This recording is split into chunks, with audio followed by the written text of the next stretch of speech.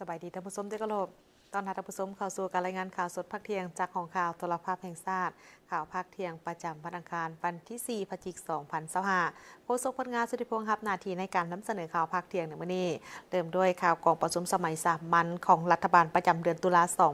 2025ซึ่งได้พร้อมกันค้นคว้าปรึกษาหารือประกอบคำคิดเห็นและพิจารณาต่อกับบรรดาหัวข้อที่สำคัญ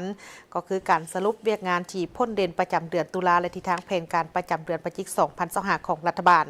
กองประชุมสมัยสามัญของรัฐบาลประจำเดือนตุลาคม 2025นี้ไขขึ้นในเมื่อวันที่ 3 พฤศจิกายน 2025อยู่ที่สำนักงานนายกรัฐมนตรีภายใต้การเป็นประธานของท่านสนไซศรีพันดรนายกรัฐมนตรีมีบรรดารองรัฐมนตรีสมาชิกรัฐบาลผู้ต่างหน้าจากกระทรวงองค์การเข้าร่วมแบบซึ่งหน้า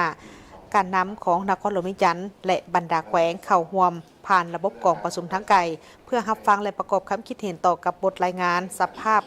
ที่พ้นเด่นประจำเดือนตุลาและทิศทางแผนการเวียกงานจุดสูงประจำเดือนพฤศจิกายน 2025กองประชุมครั้งนี้จะดำเนินไปเป็นเวลา1 วันครึ่งซึ่ง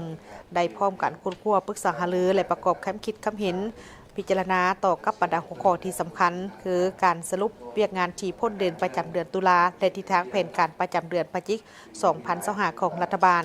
ทิศพันขยายผลของกองประชุมครบคณะครั้งที่ 11 ของคณะบริหารงานส่วนกลางภาคสมัยที่ 11 และการก้าเกี่ยมความพร้อมรายงานต่อกองประชุมสมัยสามัญที่ 10 ของสภาแห่งชาติสุดที่ 9 รายงานสภาพสากลและภาคพื้นที่พ้นเด่น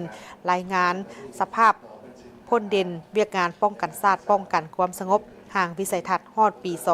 2045 และแผนยุทธศาสตร์การพัฒนาระบบข้อมูลข่าวสารตลาดแรงงานแห่งชาติฮอดปี 2035 ห่างดำรัดว่าด้วยการ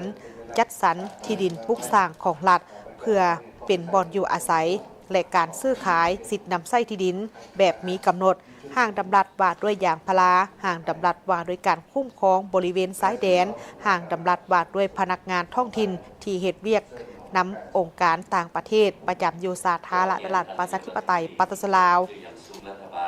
ห่างดำรัดว่าด้วยการคุ้มครองพันธบัตรในโอกาสของการกล่าวไขกองประชุมท่านนายกรัฐมนตรีก็ยังได้ยกให้เห็นถึงสภาพการที่พ้นเด่นที่เกิดขึ้นอยู่ในภาคพื้นและสากลโดยเฉพาะกแมนความขัดแย้งทางด้านเศรษฐกิจการค้าการทหารปัญหาชายแดนและอื่นๆซึ่งจะต้องได้สืบต่อในการติดตามอย่างใกล้ชิดเพื่อมีมาตรการรับมือต่อกับผลกระทบที่อาจจะเกิดขึ้นนอกจากนั้นสภาพภายในประเทศของพวกเขายังเกิดมีผลกระทบจากภัยธรรมชาติและอื่นๆซึ่งปัญหาทั้งหมดเหล่านี้เมนได้ส่งผลกระทบต่อกับการพัฒนาเศรษฐกิจสังคมแห่งชาติทั้งทางกงและทางอ้อมอย่างหลีกเลี่ยงบ่ได้ฉะนั้นต้องได้ฮีบฮ้อนพร้อมกันสุมใส่ในการแก้ไขปัญหาผลกระทบที่เกิดขึ้นเพื่อบ่ให้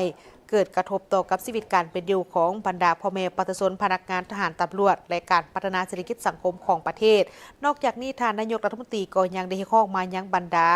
ท่านสมาชิกรัฐบาลจงพร้อมกันในการเอาใจใส่ค้นคว้าและประกอบคำคิดเห็นอย่างลึกซึ้งแทนกับสภาพความเป็นจริงของแต่ละปัญหาด้วยการเสนอทัศนะอย่างกงไปกงมากระทัดรัดและมีจุดสุ่มเพื่อให้การดำเนินกองประชุมครั้งนี้มีผลสำเร็จตามจุดประสงค์และคาดหมายที่กำหนดไว้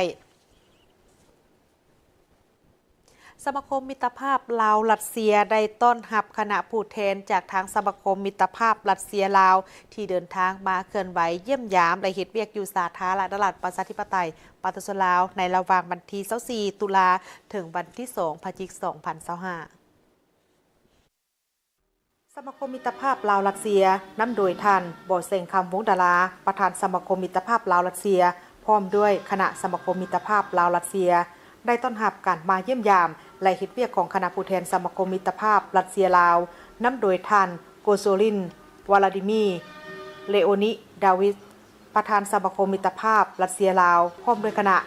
เพื่อเข้าร่วมพิธีเฉลิมฉลองวันสร้างตั้งสายผูกพันการทูตสาธารณรัฐประชาธิปไตยปฏิรูปลาวและสหพันธ์รัสเซียครบรอบ65 ปีและวันสร้างตั้งสมาคมมิตรภาพลาวรัสเซียและรัสเซียลาวครบรอบ60 ปีซึ่งจะจัดขึ้นในวันที่ 31 พฤศจิกายน 2025 ที่นครหลวงวิจันทร์ก่อนหน้านี้คณะผู้แทนได้เข้าเยี่ยมคำนับท่านสนไซศรีพันดรนายกรัฐมนตรีแห่งสาธารณรัฐประชาธิปไตยปฏิรูปลาวเพื่อแจ้งจุดประสงค์ของการมาเยี่ยมยามและเฮ็ดเวียกในครั้งนี้ในโอกาสดังกล่าวท่านนายกรัฐมนตรีก็ได้แสดงความต้อนรับอย่างอบอุ่น การเดินทางมาลาวในครั้งนี้เป็นการหัดแน่นสายผูกพันมิตรภาพและการร่วมมืออันดีงามของทั้งสองประเทศประชาชนสองชาติลาวและรัสเซียที่มีมาแต่นานนับตั้งแต่สมัยต่อสู่ปลดปล่อยชาติจนถึงปัจจุบันและได้ตีราคาสูงต่อกับการพัวพันร่วมมือของทางสมาคมมิตรภาพลาวรัสเซียและรัสเซียลาวที่ได้เป็นแหงสุกยู่อันสำคัญเข้าในโครงเขตเศรษฐกิจการค้าการลงทุนวัฒนธรรมการศึกษาและการท่องเที่ยวของทั้งสองประเทศและได้นำเอาผลประโยชน์ตัวจริงมาสู่ประชาชนสองชาติลาวและรัสเซียความนี้ท่านนายกรัฐมนตรี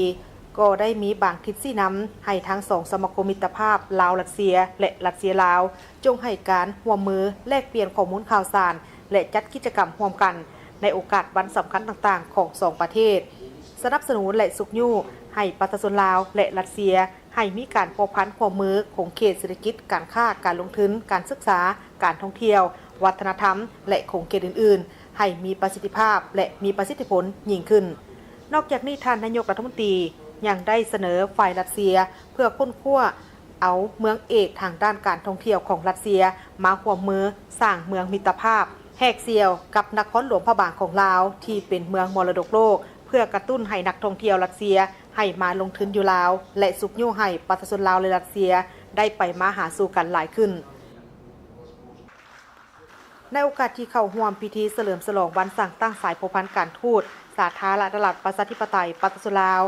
และสหพันธ์รัสเซียครบรอบ65 ปีและวันสั่งตั้งสมาคมมิตรภาพลาวรัสเซียและรัสเซียลาวครบรอบ60 ปีในครั้งนี้สองฝ่ายได้ตีราคาการร่วมมือในระยะ1 ปีผ่านมาและทิศทางการร่วมมือในต่อหน้าพร้อมนี้คณะพัวพันต่างประเทศศูนย์กลางภาคยังได้ต่างหน้าให้รัฐบาลลาวประดับเหรียญไซมิตรภาพให้แก่ดร.อเล็กเซย์ ซาเลมอนและทานวลาดิมีร์โฟกินเป็นสมาชิกสมาคมมิตรภาพรัสเซียลาวที่ได้ประกอบส่วนและมีผลงานอันพ้นเด่นในการร่วมมือของลาวและรัสเซียในระยะที่ผ่านมาความเดียวกันสมาคมมิตรภาพรัสเซียลาวยังได้ประดับเหรียญ60 ปีครบรอบวันสั่งตั้งสมาคมมิตรภาพรัสเซียลาวและลาวรัสเซียให้การนำของลาวตื่มอีกกองประชุมสัมมนาวิทยาศาสตร์ระดับชาติภายใต้หัวข้อระลึกวันสถาปนาสาธารณรัฐประชาธิปไตยประชาชนลาวครบรอบ50 ปีและวันเกิดประธานไก่สอนพรหมวิหารครบรอบ105 ปีกองประชุมสัมมนาวิทยาศาสตร์ระดับชาติภายใต้หัวข้อระลึกวันสถาปนาสาธารณรัฐประชาธิปไตยประชาชนลาวครบรอบ50 ปีและวันเกิดประธานไก่สอนพรหมวิหารครบรอบ105 ปีภายใต้การเป็นประธานของสหายปริญญาเอกของสหายศาสตราจารย์ปริญญาเอกกีแก้วไข่คำพิทูลกรรมการกรมการเมืองศูนย์กลางภาครองนายกรัฐมนตรีหัวหน้าอนุกรรมการเนื่อใน3 วันประวัติศาสตร์มีคณะประธานบรรดาการนำพรรครัฐและนักวิทยาศาสตร์เข้าร่วมศาสตราจารย์ปริญญาเอกกีแก้วไข่คำพิทูลยังได้กล่าวว่ากองประชุมสัมมนาวิทยาศาสตร์ระดับชาติภายใต้หัวข้อระลึกวันสถาปนาสาธารณรัฐประชาธิปไตยประชาชนลาวครบรอบ50 ปีและวันเกิดประธานไก่สนพรหมวิหารครบรอบ105 ปีแม้นมีความหมายสำคัญทางด้านประวัติศาสตร์ทฤษฎีและพฤติกรรมกลายเป็นโอกาสที่พวกเขาจะต้องได้พร้อมกันหวนคืนถึงมูลเสื้อประวัติศาสตร์อันพิราศอาถรรพ์และผลงานอันยิ่งใหญ่ภายใต้การนำพาของพรรคประชาชนปฏิวัติลาวและมูลเสื้อแห่งความสามัคคีที่เป็นจิตหนึ่งใจเดียวของประชาชนลาวบรรดาเผ่าที่บ่ยอมเป็นค่อยค่าบ่ยอมให้จักรพรรดิต่างดาวมากดขี่ข่มเหงและได้มีการต่อสู้กับศัตรูทุกตัวของชาติอย่างพิราศอาถรรพ์สามารถเอาชนะศัตรูของชาติลบล้างระบอบราชาธิปไตยที่ล้าหลังสถาปนาระบอบสาธารณรัฐประชาธิปไตยประชาชนลาวขึ้นในมื้อวันที่2 ธันวาคมปี1975ซึ่งเป็นการปฏิวัติศาสตร์ประชาธิปไตยที่ได้รับชัยชนะอย่างสง่างามตลอดระยะ50 ปีที่ผ่านมาพรรคและรัฐบาลพร้อมด้วยประชาชนลาวบรรดาเผ่าได้ปุ้มลุ้มกันในการปฏิบัติ2 ภารกิจที่พรรคและรัฐบาลได้วางไว้ด้วยความรับผิดชอบสูงและสามารถบรรลุผลสำเร็จอันสำคัญในหลายด้านโดยเริ่มจากระยะของการเฮ็ดหน้าที่การห้ำบาดแผลสงครามปัวแปลงชีวิตการเป็นอยู่ของประชาชนลาวบรรดาเผ่าได้นำพาประเทศชาติดำเนินนโยบายเปลี่ยนแปลงใหม่สูมใส่พัฒนาเศรษฐกิจสังคมของประเทศชาติอย่างตั้งหน้าสามารถสร้างได้พื้นฐานวัตถุเทคนิคพื้นฐานทางด้านเศรษฐกิจสังคมให้ได้รับการพัฒนาอย่างต่อเนื่องและเมื่อเทียบกับ ระยะก่อนปลดปล่อยประเทศชาติได้มีโสมหน้าใหม่ชีวิตการเป็นอยู่ของประชาชนก่อนนับมือนับได้รับการปรับปรุงแก้ไขที่ดีขึ้นพร้อมกันนั้นในที่ประชุมครั้งนี้ก็ได้พร้อมกันค้นคว้าและสร้างความเข้าใจให้ลึกซึ้งเพื่อค้นให้เห็นถึงสภาพและเนื้อในผลงาน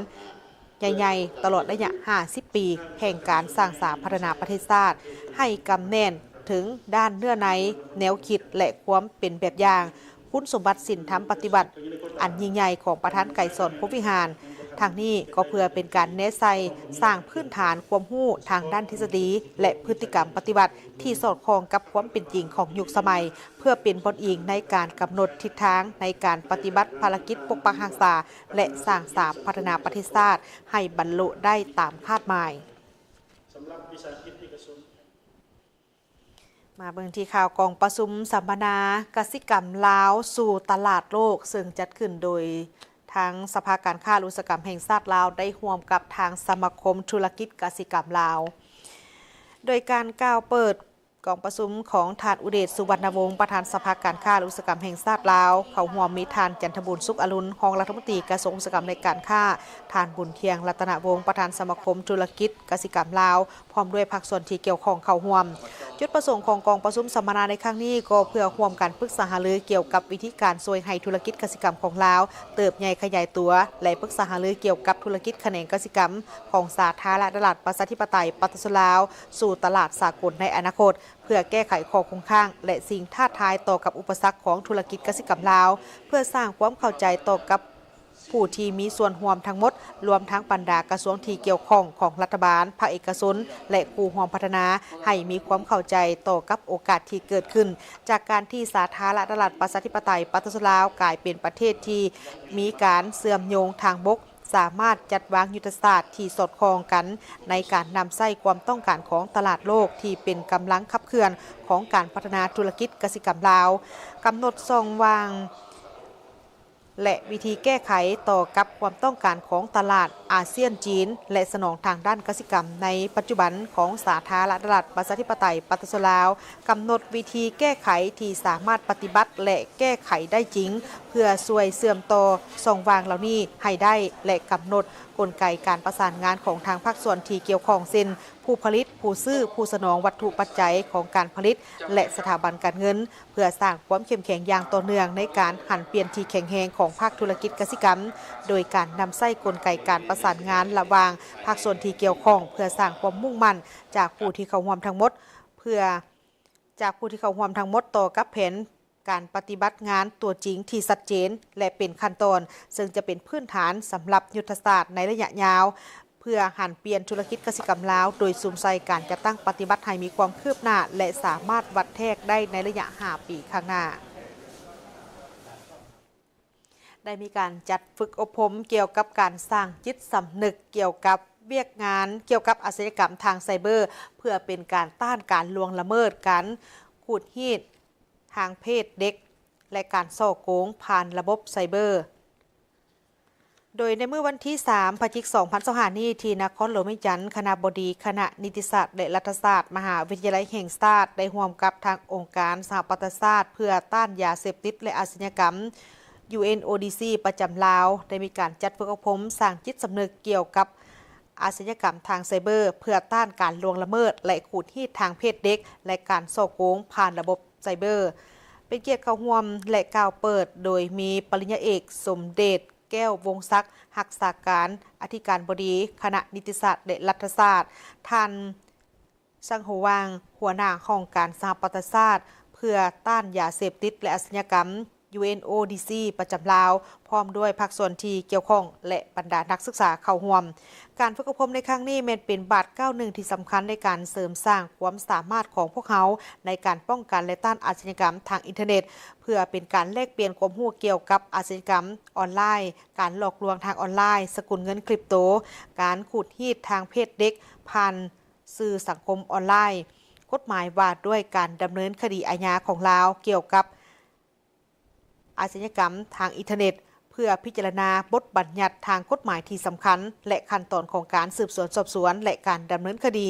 ซึ่งเป็นการปลูกจิตสำนึกภาคปฏิบัติเพื่อช่วยให้สามารถรับรู้ได้ถึงวิธีการหลอกลวงในรูปแบบต่างๆ การลงทุนปลอมอีเมลและวิธีการอื่นๆการสร้างความเชื่อมั่นกลไกการแจ้งเบาะแสและการช่วยเหลือผู้ที่ถูกเคราะห์ร้ายซึ่งแม่นจุดหนึ่งที่สำคัญและก็เป็นสิ่งที่สามารถและเป็นสิ่งหนึ่งที่บ่สามารถเบิ่งข้ามได้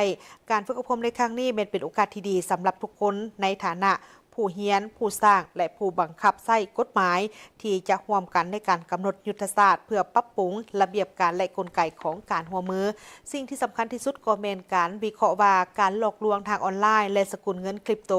ได้สร้างการข่มขู่ในรูปแบบใหม่แนวใดรวมไปถึงผลกระทบต่อกับชุมชนและบรรหาที่พ้นเด่นเกี่ยวกับการขูดรีดทางเพศเด็กทางออนไลน์การรับรู้แบบการก่ออาชญากรรมเหล่านี้แม้นมีความจำเป็นเป็นอย่างยิ่งซึ่งกองประชุมครั้งนี้ดำเนินไปเป็นเวลา2 วัน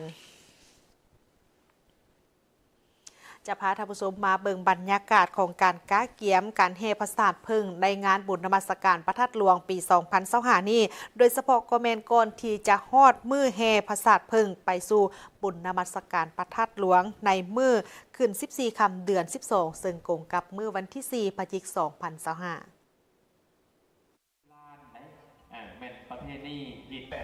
งานบุญนมัสการพระธาตุหลวงเวียงจันทร์ประจำปี 2025 จัดขึ้นเป็นเวลา 5 วัน